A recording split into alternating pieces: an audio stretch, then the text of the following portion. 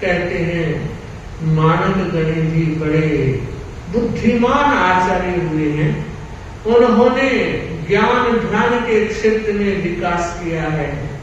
जयाचार्य के बाद मघवा गणे आए हैं। मघवा गणे ने मानक अग्रगामी तो जयाचार्य ने उनको बना दिया था।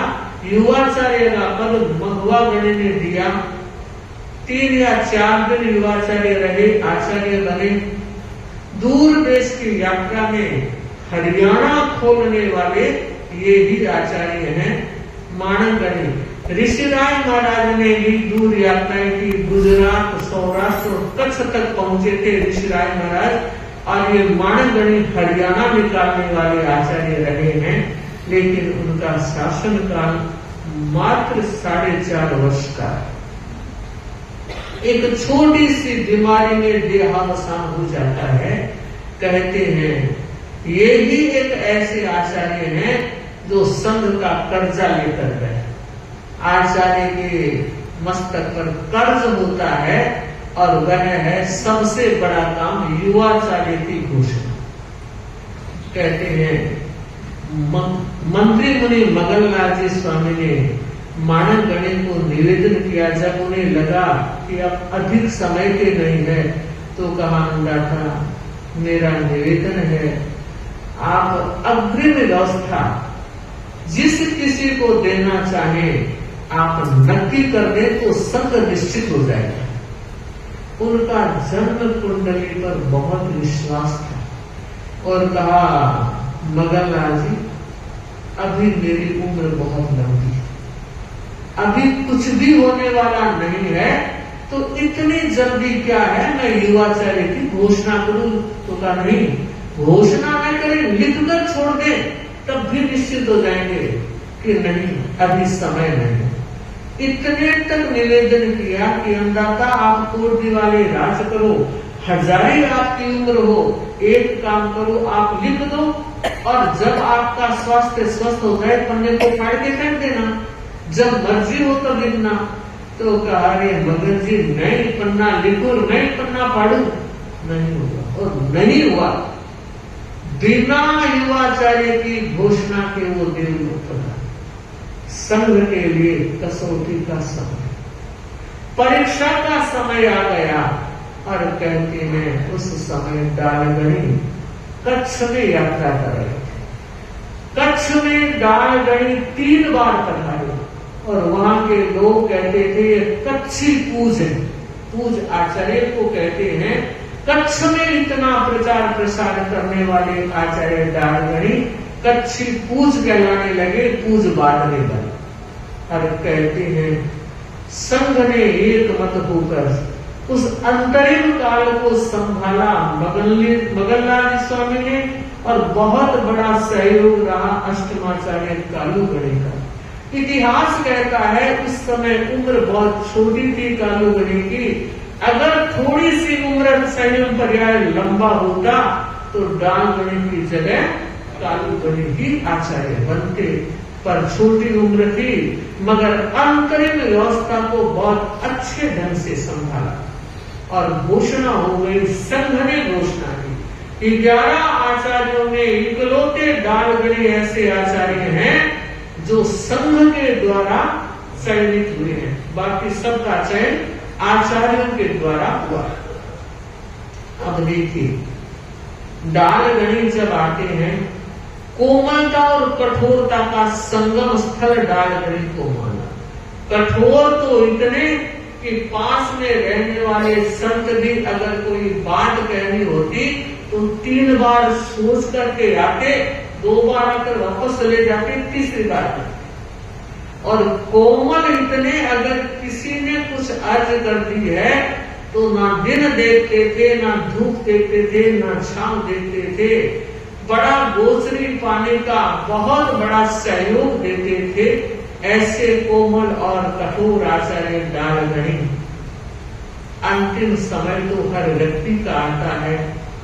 2 चौमासे लगातार अंत में लाडनू ने किए और उन्होंने अपना युवाचार्य घोषित नहीं किया। कहते हैं कभी पूछा भी गया तो यही कहा, मैं नहीं बना तो मैं क्यों बनाऊं? वो युवाचार्य नहीं बने और मैंने नहीं बना, न उन्होंने युवाचार्य पद लिया और न युवाचार्य पद दिया, मगर व्यवस्था करके दी, पुट्ठे में नाम लिख करके छोड़ दिया। और कहते हैं जब डालगढ़ी का देवरूप गमन हो जाता है, उस समय कालूगढ़ी का पत्र में नाम होता है और पट्ट पर वो आसीन होते हैं। कालूगढ़ी बड़े प्रभावशाली आचार्य हैं। धर्म संघ के जो कोहिनूर हीरे आचार्य तुलसी और आचार्य महाप्रज्ञ, ये आचार्य कालूगढ़ी के थे। ये दोनों उन्हीं के तैयार किए हुए, दीक्षित किए हुए व्यक्तित्व हैं, जिन्होंने संघ की ऊंचाइयों को शिखर का स्पर्श करवाया। कहते हैं कालूगढ़ी ने शिक्षा के क्षेत्र में बहुत विस्तार योजनाओं के साथ आगे बढ़ाया और जिस समय तुलसी को युवाचार्य बनाया, मात्र 4 दिन का युवाचार्य काल रहा। गंगापुर की बात है, कालूगढ़ी ने अनेक शिक्षाएं दी, उसमें एक शिक्षा यह भी थी कि तुलसी साध्वियों की संख्या बढ़ रही है, बढ़ती हुई संख्या अच्छी बात है, पर उसके साथ शिक्षा भी बढ़नी चाहिए। और जो शिक्षा का विकास हुआ है वो महासती लाडा जी और आचार्य तुलसी का पुण्य प्रताप है। उन्होंने अपने गुरु की बात को शिरोधार्य किया और आज शिक्षा के क्षेत्र में अगर बात करें तो कोई भी साध्वियां साधुओं से कम नहीं है। किसी भी क्षेत्र में देख ले, जो विकास साध्वियों का हुआ है उसमें साध्वी प्रमुखों का बहुत बड़ा हाथ और योगदान रहा है। महासती लाडा जी स्वयं इतनी शिक्षित नहीं थी, बावजूद उसके सतियों को शिक्षा में जोड़ने में, प्रोत्साहित करने में, आगे बढ़ाने में बहुत बड़ा योगदान दिया है। कालूगढ़ी जिस समय उदयपुर में चातुर्मास कर रहे थे, एक बार का प्रसंग कहते हैं, जो अन्य जैन समाज के श्रावक थे वो ये कहा करते थे, उनका व्यक्तित्व बड़ा प्रभावशाली था और कहते हैं ललाट बहुत बड़ा था और चमकता रहता था। तो वो लोग क्या कहते थे, कालू राम जी रोजिना 1 पाव मक्खन लगाए, इसलिए इनका ललाट चमकता है। बंधु ये पुण्याई थी, संघ का प्रताप था। ऐसे ऐसे आचार्यों का सौभाग्य इस 13 पंथ धर्म संघ को मिला। 9वें आचार्य तुलसी की जब बात करूं तो लगता है इतना विशाल दायरा। अब तक के 13 पंथ के इतिहास में इतना लंबा आचार्य काल प्राप्त करने वाले इकलौते आचार्य तुलसी। 60 वर्ष तक जिनका नेतृत्व काल रहा, संघ को कितने आयाम दिए, आज जितने भी आयाम है उसमें आचार्य तुलसी का सम हो गया। उनकी दूरदर्शी सोच बोलती है। पारमार्थिक शिक्षण संस्था जो साध्वियों के लिए जन्मदात्री है, संस्कारों को पल्लवित करने वाली संस्था है, उसका अभ्युदय आचार्य तुलसी की देन, उन्हीं की सोच है, उन्हीं की देन है, उन्हीं के कार्यकाल में संस्था उजागर हो। जैन विश्व भारती की आध्यात्मिक गतिविधियां जो आज चल रही है वो भी देन आचार्य तुलसी। और वो कितना ऐतिहासिक, कितना दूरदर्शितापूर्ण और कितना साहसिक निर्णय था। विक्रम संवत 2037 कार्तिक शुक्ला दूज आचार्य तुलसी ने समण श्रेणी की स्थापना। और आप देखिए वो समण श्रेणी जो देश में नहीं विदेशों में जैन शासन की प्रभावना कर रही है। ऐसा साहसिक कदम आचार्य तुलसी जैसा कोई साहसी पुरुष ही उठा सकता। नारी जागृति में उनका कितना योग रहा है, रूढ़ियों के उन्मूलन में कितना योगदान रहा है। महान समाज सुधारक के रूप में समाज के व्यवस्थितीकरण में, चाहे वो ज्ञानशाला है, चाहे कन्या मंडल है, चाहे किशोर मंडल है, और चाहे आपकी सभा तेयुप महिला मंडल, ये सब कुछ देन आचार्य तुलसी की है। कालू गणी के जमाने में तो जिसको आज हम महासभा कहते हैं, वो एक सभा थी और कोई विशेष पर्पज से उसका गठन हुआ था। बाकी सारी देन आचार्य तुलसी की रही। दीर्घकालीन शासनकाल रहा उनका, और अब तक के इतिहास में पद का विसर्जन करने वाले भी ये इकलौते आचार्य। सब कुछ सक्षम होते हुए भी विक्रम संवत 2050 मर्यादा महोत्सव के अवसर पर सुजानगढ़ में उन्होंने अपने पद का विसर्जन किया। एक बहुत बड़ा पाठ पढ़ाया दुनिया को कि विसर्जन कितनी बड़ी चीज है, और सक्षम होते हुए पद का विसर्जन कर दिया और अपने ही शिष्य को आचार्य के रूप में घोषित कर दिया। ये थी उनकी दूरदर्शी सोच और ये था उनका साहसिक कदम। चलो आचार्य महाप्रज्ञ, जिनके लिए कहा जा सकता है ये आना, कोई कहे कि तुलसी कह दे रात है तो वो रात घोषित कर सकते थे, और दिन है तो दिन साबित कर सकते थे। इतनी प्रज्ञा की स्फुरणा जिनके हो चुकी थी, कहते हैं दीक्षा ली तब की बुद्धि बहुत संक्षेप में थी, बहुत कम समझ पड़ती थी। आचार्य तुलसी ने मेहनत करके जिस कोहिनूर हीरे को संग को सौंपा वह अद्वितीय है। प्रज्ञा के शिखर पुरुष आचार्य महाप्रज्ञ को कहा जा सकता है, जिनको आचार्य तुलसी ने यह कहा था कि आज गंगा शहर में कार्तिक शुक्ला संवत 33 का दिन था, और कहा आचार्य मुनि नटवर जी को मैं महाप्रज्ञ अलंकरण से अलंकृत करता हूँ। और उसके बाद में 2035 के चातुर्मास गंगा शहर की बात है, और 35 का मर्यादा महोत्सव राजलदेशर में होता है, और वहां इनको युवाचार्य घोषित करते हैं। उस समय नाम क्या था? नटमल नाम था। और उस समय हमारे नटमल नाम के संघ में 2 मुनि, एक नटमल जी बागोरी जो कहाँ गिरा रहे थे? सुजानगढ़ गिरा रहे थे। बहुत लंबे वर्षों तक रहे हैं, हमने भी उनको देखा है। तो आचार्य श्री तुलसी ने फरमाया एक नाम के 2 संत हैं, प्रज्ञ बनते हैं। अपने गुरु के जीवन काल में आचार्य बनने वाले ये इकलौते आचार्य। बाकी 13 पंथ में जितने भी आचार्य पहले बने हैं, वो अपने आचार्य के विद्यमानता में युवाचार्य बनकर आए।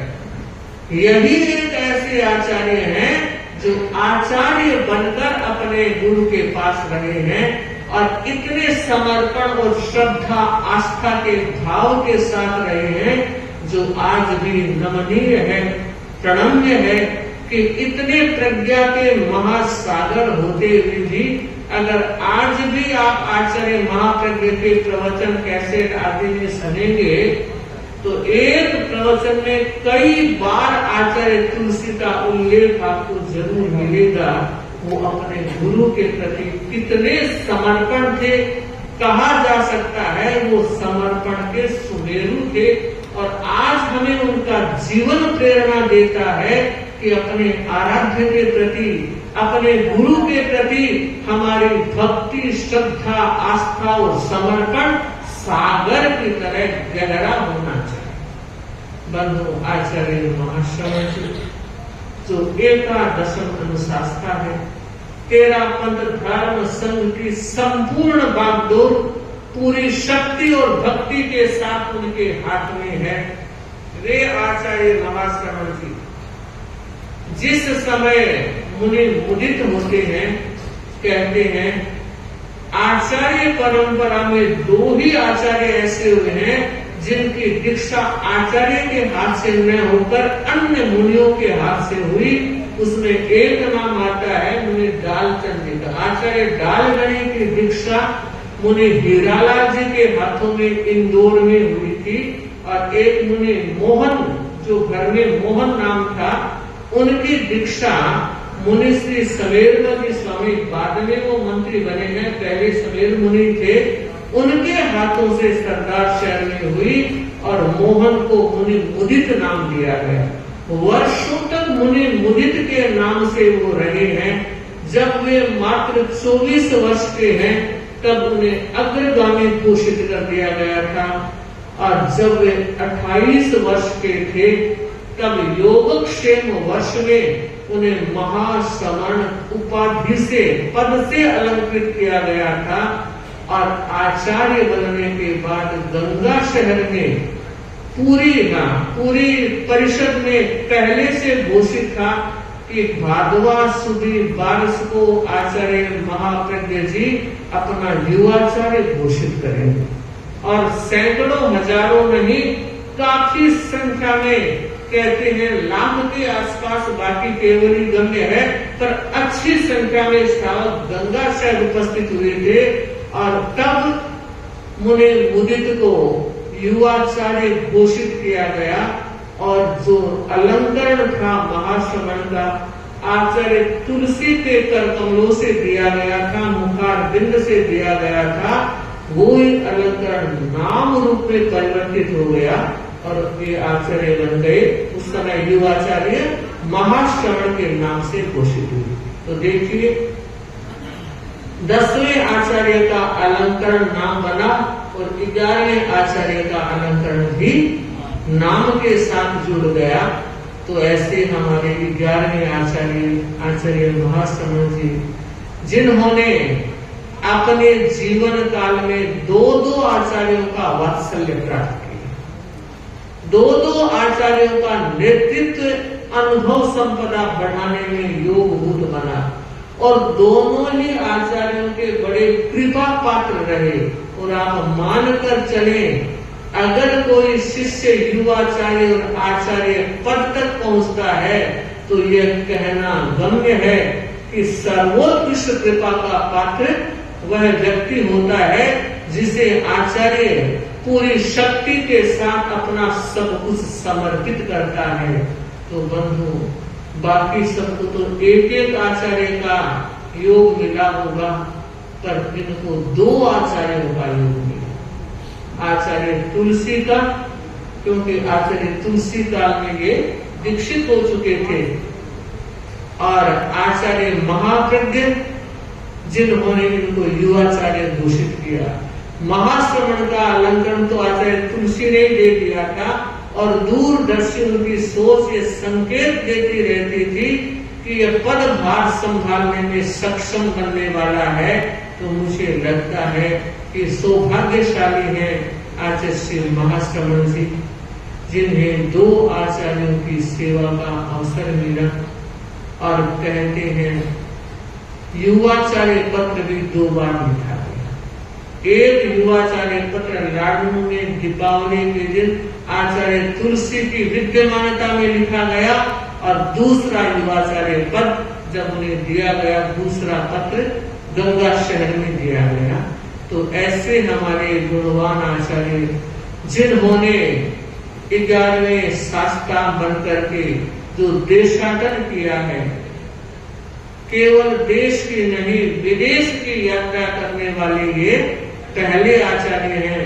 नेपाल में जिन्होंने चातुर्मास किया है, और भूटान का स्पर्श अपने पावन चरणों से किया है, लाखों लोगों को नशा मुक्त बनाया है, जिन शासन की प्रभावना कर रहे हैं, और आज भी मुंबई में नंदन वन की सी बहारें आ रही है।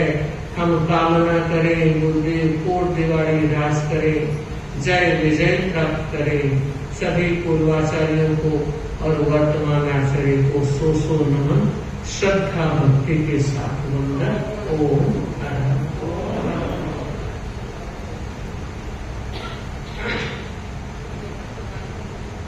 आज का अपना यह प्रवचन आदि का क्रम सुबह 5:40 के प्रारंभ हो गया था। भाई बहन जाने वाले हैं, 11:15 घंटे का कार्यक्रम रहा और ये गुरुदेव के चरणों में। और बड़ी बात यह है कि पूरा हॉल ऐसे भरा हुआ नजर आ रहा है, इतने भाई और इतनी बहनें।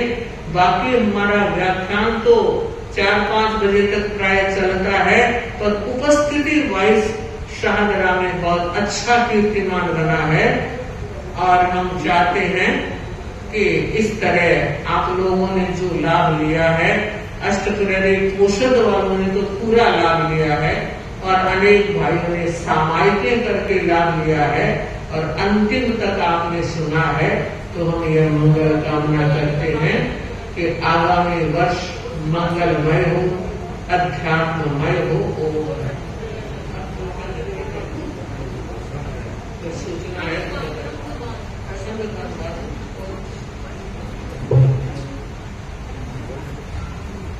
पहले संग गान हो जाता है, उसके बाद मंगल पाठ।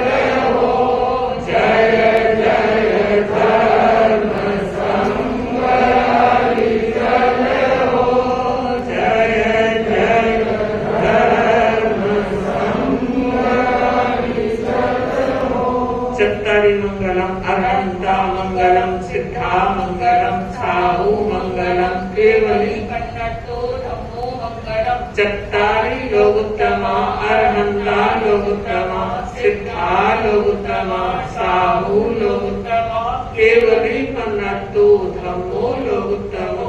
चत्तारि शरणं पवज्जामि, अरहन्ते शरणं पवज्जामि, सिद्धे शरणं पवज्जामि, साहु शरणं पवज्जामि, केवले कन्नट्टं धम्मं शरणं पवज्जामि। विघ्नहरण मंगलकरण